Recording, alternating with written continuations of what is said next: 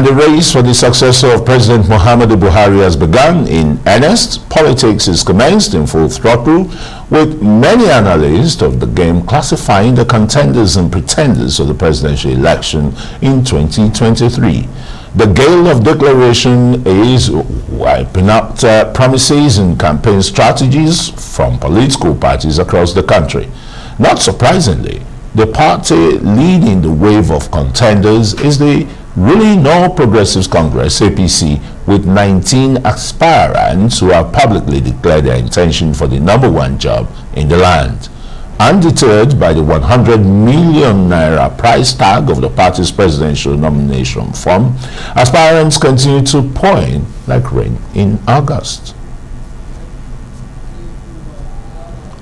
And to discuss some of the political developments in the APC ahead of the party primaries amidst a growing number of presidential hopefuls, we are now being joined by Barrister Moses Okezie who is a chieftain of the ruling All Progressives Congress. Thank you so much for joining us tonight, Moses, on the program. And of course, Moses, let's look at the fact that it seems like for every day, that passes, there's a new hopeful who wants to actually succeed President Muhammadu Buhari. But I do know that you are in the camp of the governor of Kogi State, Yahaya Bello. So let's look at, all of this plethora of aspirants who are coming out right now. What are the chances of your principal really emerging, especially looking at the clamor for a South president to succeed the president? I think with, hello Nigerians, and it's a pleasure to be here. I think with more people coming out, it's becoming clearer that my principal's chances are improving by the day. Yes. First of all, if we want to just take it constitutionally, of course, the issue of zoning is not embedded in the Constitution. So anybody and everybody who meets the guidelines of the party and, of course, the Electoral Act is free to aspire.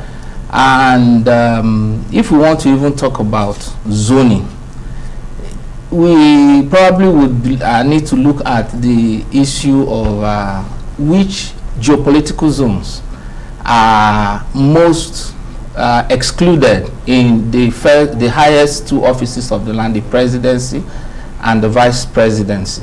And it's the southeast and the north central.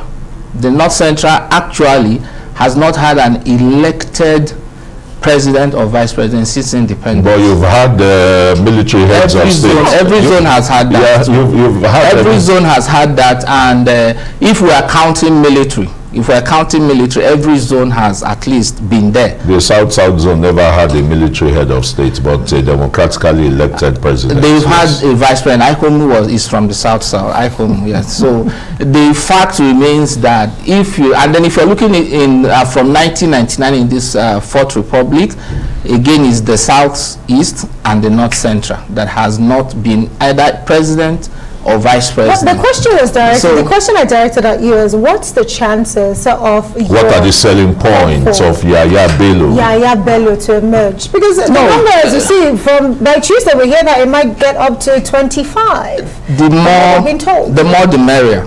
The more the merrier. The truth is that Governor Yahaya Bello is not standing in front of anybody. He's not relying on anybody. He's running on his own steam, and he believes he has what to offer.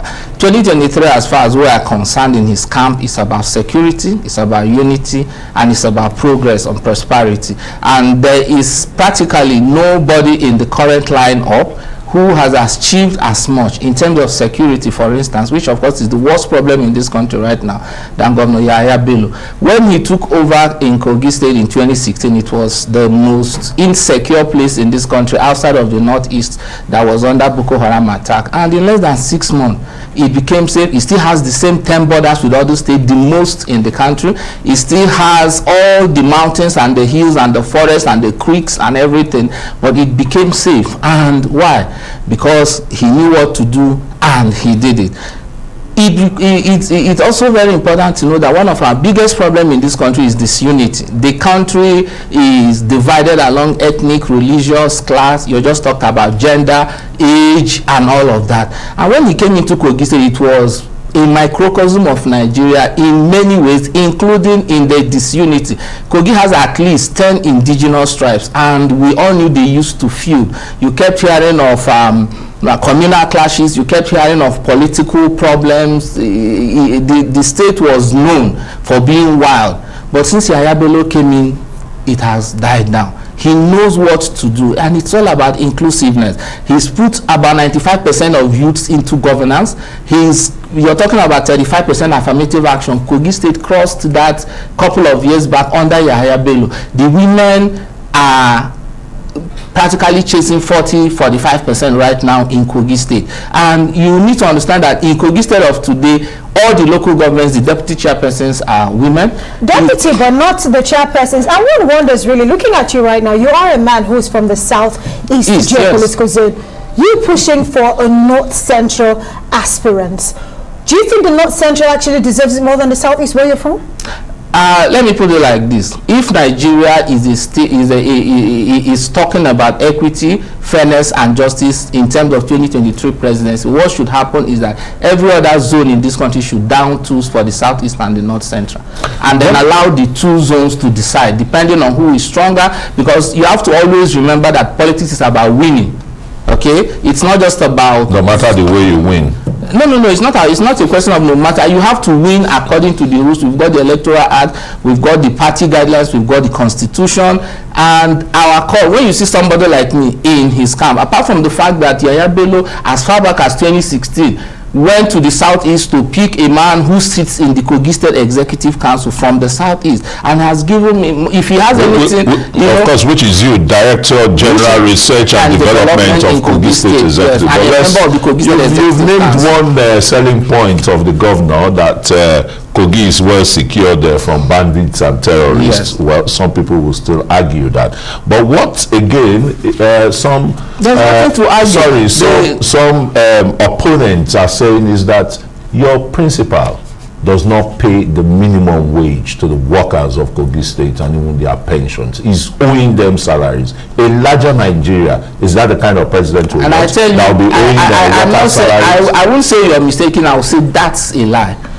When he finished the screening exercise in 2018, he pays 100% salaries promptly on or before the end of every month at the state level.